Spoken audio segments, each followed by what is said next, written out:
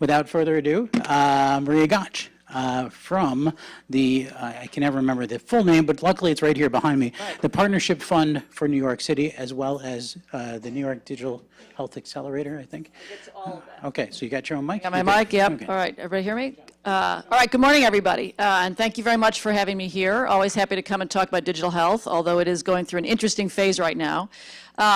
So I'm going to start with some background on who we are just to frame things. So I run the Partnership Fund for New York City, which is an unusual structure, sort of unique in the United States, certainly. We have corporate money that was raised about 20 years ago by Henry Kravis and Jerry Spire. But our investors, although they're big corporations, they get no financial returns. So if we make money at anything that we do, it comes back to our fund and we invest it in other projects. And we have a mission to create jobs in New York City and grow the economy, which means we're investing in low-income neighborhoods as well as trying to think strategically about technology sectors that we think makes sense for the city. So it's actually in healthcare, that's a very interesting position to be in because so much of healthcare is this very interesting, certainly today, melange of both nonprofit as well as for-profit people sort of trying to work together and find common interests. Our parent is a group called the Partnership for New York City. That was set up by David Rockefeller after the 1970s financial crisis to really bring the corporate sector to engage with government as a partner. And it represents the CEOs of the 300 largest employers. And certainly in healthcare, we've seen a shift of people moving to try to get the attention of employers. So that has been an interesting part of our organization to have in the mix. So as Alex mentioned, we, about 5 years ago, partnered with the New York eHealth Collaborative to set up the New York Digital Health Accelerator program. And I'll get into sort of what the environment was at the time, obviously a little bit different than it was today. But we used a model that we developed in the financial technology sector and kind of with our economic development hat on in thinking about what is a key strength that New York has in terms of building its entrepreneurial sector. It's the fact that we have large buyers of technology in New York City. They're at the banks, they're at the media companies, they're at the hospitals, they're at the increasing tech companies. So that actually, if you think about it from across the United States, how are you going to look? You want to lead with your advantage. What we have in New York are big technology budgets.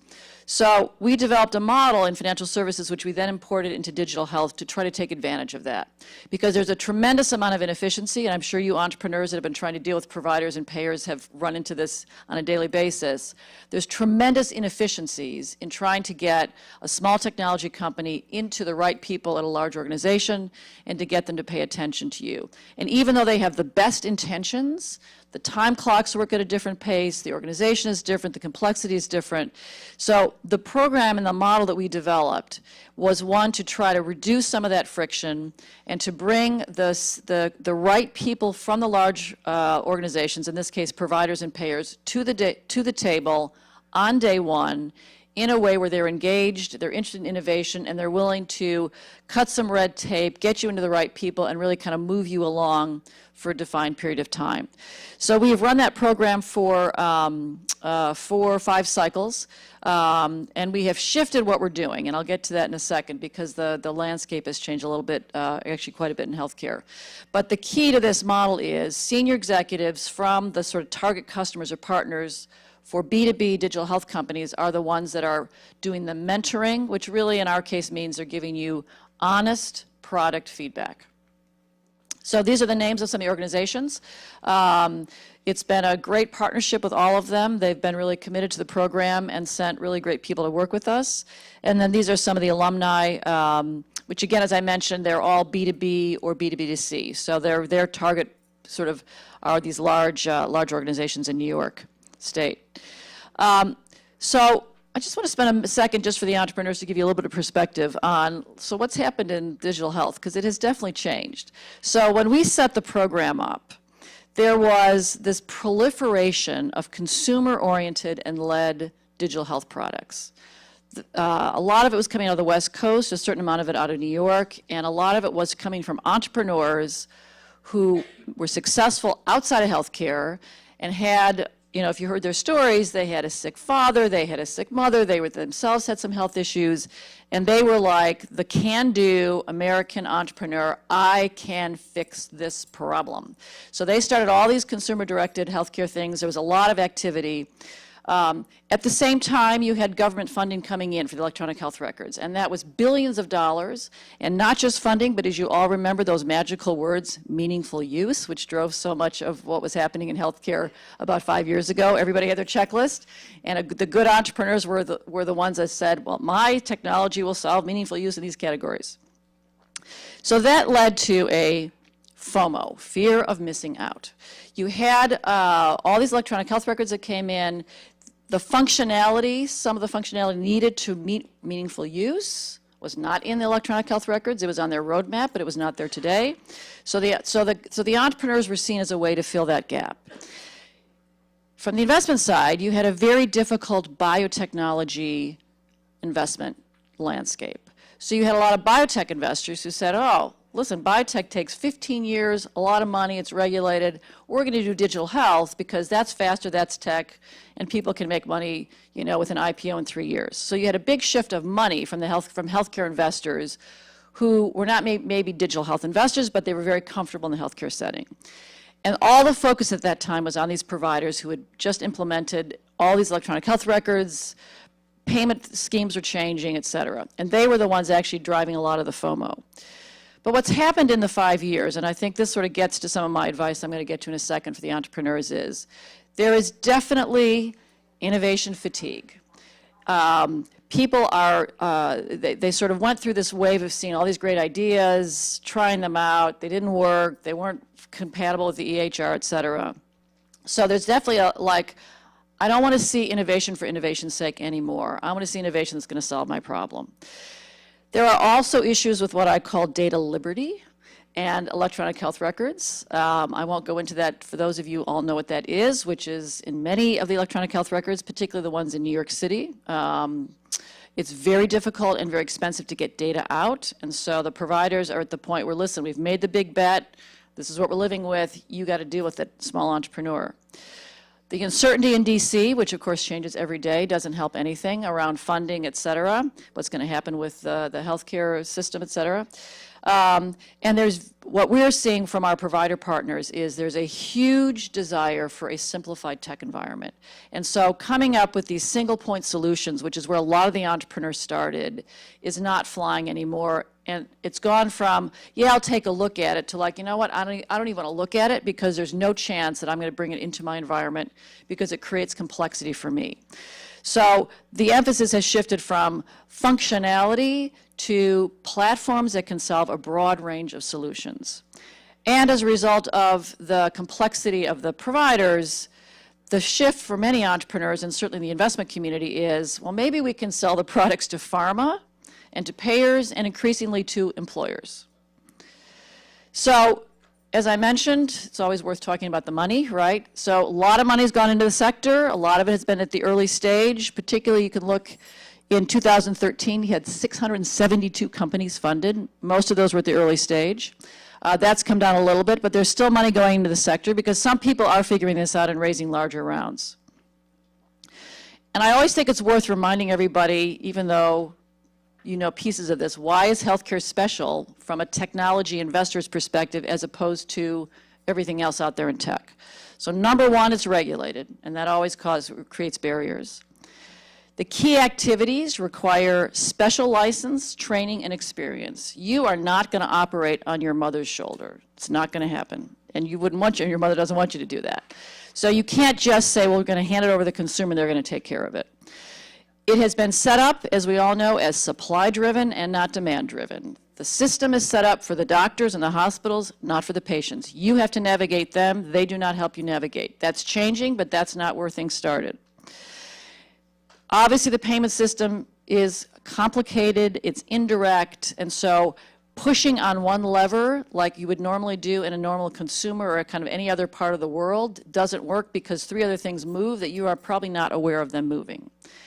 And then the last thing, which I always like to remind people of, is the consumer is often diminished or incapacitated. So if you've been knocked out on a bicycle accident, No one's going to be asking you for your opinion on things. You want somebody to get in there and fix things for you. So with that in mind, I'm going to conclude my talk here with just some advice for the entrepreneurs. And this is really coming from having worked with the digital health companies and seen the engagement that they've had with the providers, what's worked and what hasn't worked. So you got to figure out how to integrate with the EHR or to get around it somehow, because at this point, no one is interested in having two data streams. They don't want your data coming off your device or your data coming off your software, and then they got to switch to another screen, and they got to coordinate it. So you either have to have that currently, or you got to have a plan and be able to articulate it very well. How are you going to get your data in and out of the electronic health record and coordinate with everything else that, because that's the bet they've made, and we all just have to live with that. Somebody at some point may come up with a nice cloud solution on top, and I think there are people working on that. But today, if you want to get traction, EHR. And you've got, as I mentioned, think beyond a single point solution. So our technology does X. It can no longer do X. It has to do X, Y, Z, and you're working on A, B, and C. So for those of you that have a single point solution, think about partnering with a platform. And I think a lot of what's going to happen over the next 18 months to 2 years is a lot of these single point solutions, companies are going to go away, or they're going to get bought out or integrated into somebody else's broader platform. So it's a little bit of a Pac-Man. You're either going to be eaten or think about eating other people to make your solution a broader problem solver. The other thing that have seen entrepreneurs run up against is you want a pilot, you want a beta, and you come in with this complicated thing because you want to prove everything to the provider. So that's a nice idea in a perfect world, but that's going to take you time, and if it takes money, that means you got to get into somebody's budget cycle. So if you can figure out how to do a light touch pilot or a light touch beta that may even work outside the EHR, may work with a subset, may show some of the functionality, but start to show that it's starting to work, that is a much better way to start a conversation than doing a full beta. You have to find that starting point, and if you make the bar too high, you're going to get in your own way, and it's going to take too much time and too much money.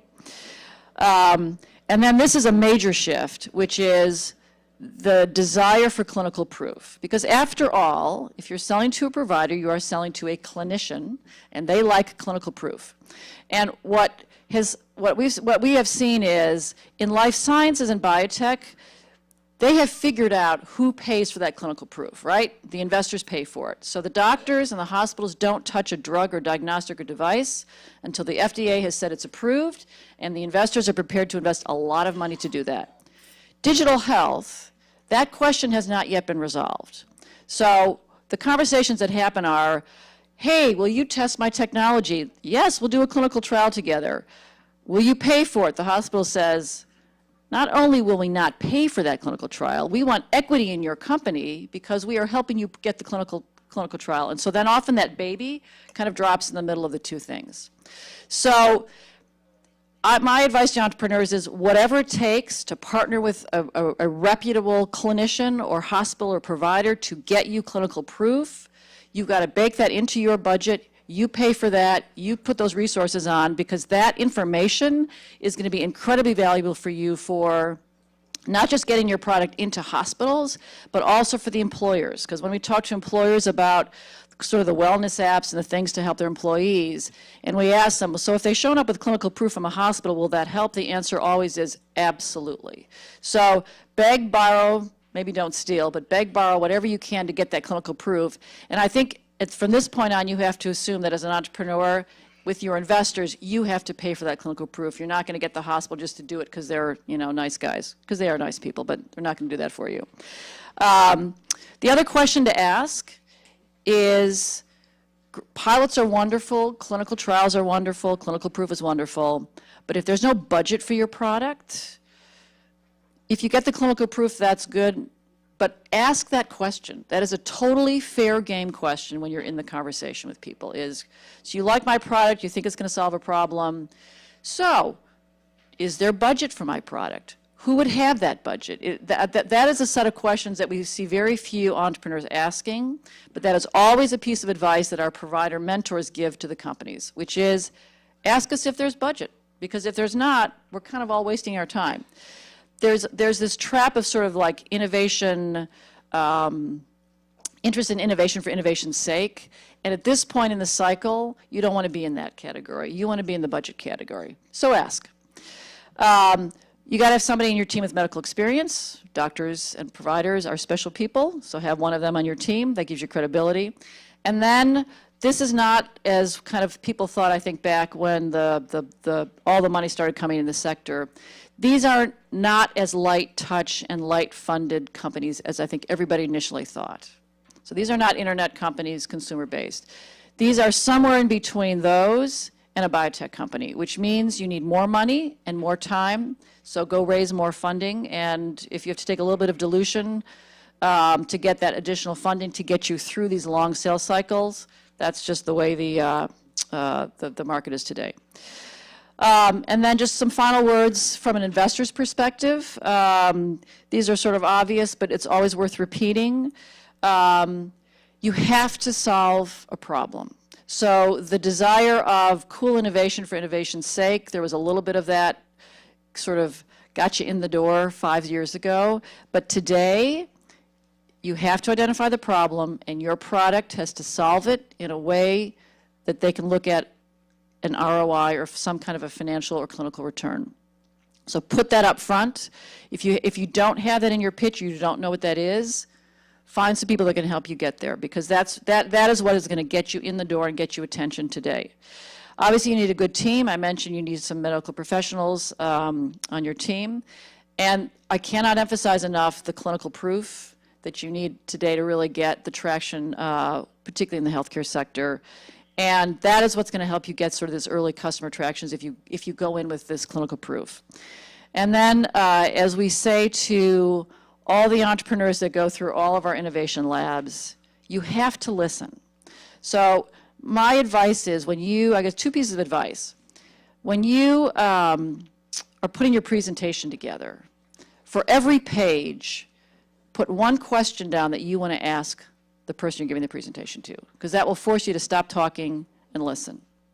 And if you've been talking in a presentation for 10 minutes straight, and hopefully you've taken a few breaths, but if you haven't stopped to check in with the person you're making the presentation to, what do you think about this? Is this resonating? What thoughts do you have? You're talking too much. So if that requires you to set your smartwatch to jolt you after 10 minutes so that you stop talking and listen, I would recommend doing that. Because the people you're talking to are interested in innovation. That's why they took the meeting. They're interested in what you're doing. And if you're just talking and not giving them input and asking for their input, you are, A, establishing kind of a weird relationship with them. And number 2, you're giving up the opportunity to get really valuable information, even if they don't buy your product, about how they might use it, which you could use in another setting. So we always say to people, listen, listen, listen. Thank you very much.